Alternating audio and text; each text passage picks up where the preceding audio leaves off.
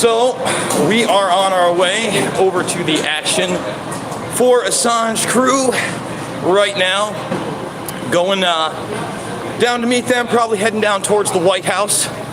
Looks like they got the InfoWars van there. No Jones over there, but there it is. Oh, I wonder where they're headed. But hopefully we're gonna run into them. Didn't see him right there.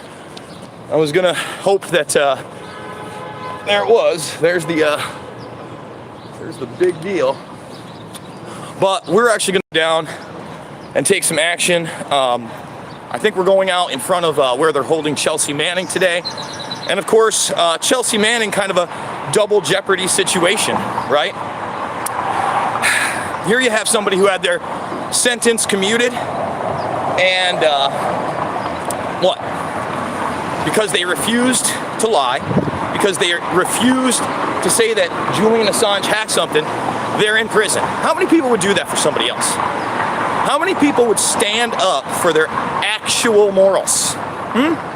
It's pretty rare in today's world. Oh, and I'm seeing headlines that Assange's lawyers have said to the US government prior to certain leaks going out that people may be in danger after the fact, but not because of Julian Assange.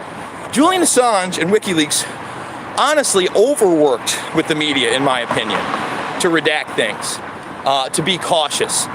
And I know that they've received a lot of criticism for that, but at the same time, I don't know whether it's going to be their saving grace or we're just full kangaroo court. Because from what I've seen, and I watched a quick interview with Patrick Henningsen, and Patrick Henningsen, of course, out in London,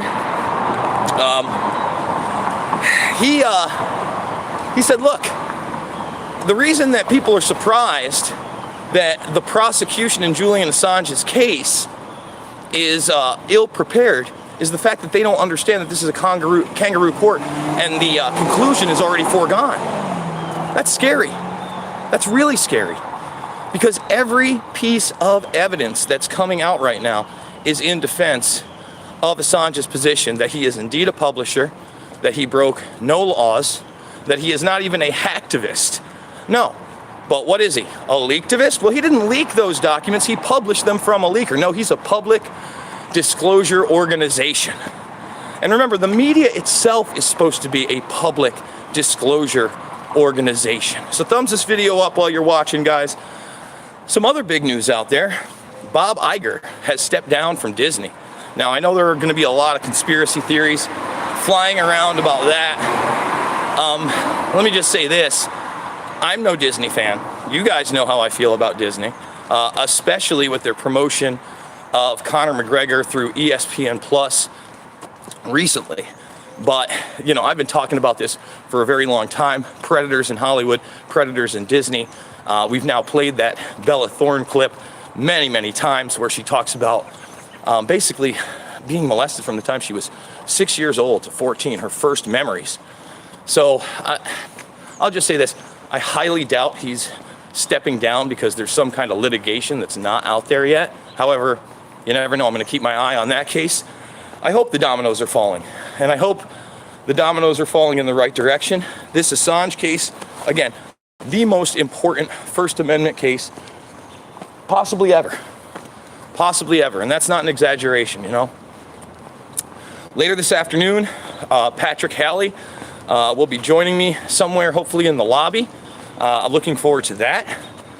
Hopefully, we're going to get some more people as this this emergency First Amendment conference is at the hotel behind me. It's where I'm staying. You just saw the big old truck thing.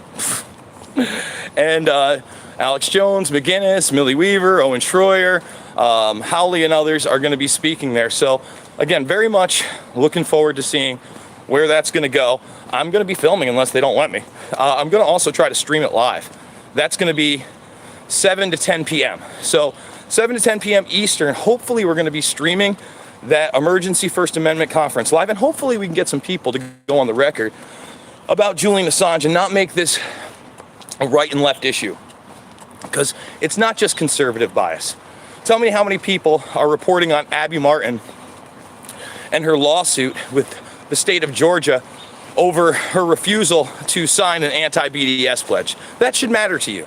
Whether you're pro-Israel or you're anti-Israel or you're somewhere in between, you should never have to pledge your allegiance to a foreign nation. In fact, in this country, right, there are people that don't do the Pledge of Allegiance because we don't force people to do shit like that. You're supposed to have your own mind, make your own decisions, not blindly pledge allegiance to a state or an authority. It's disturbing, it's disgusting.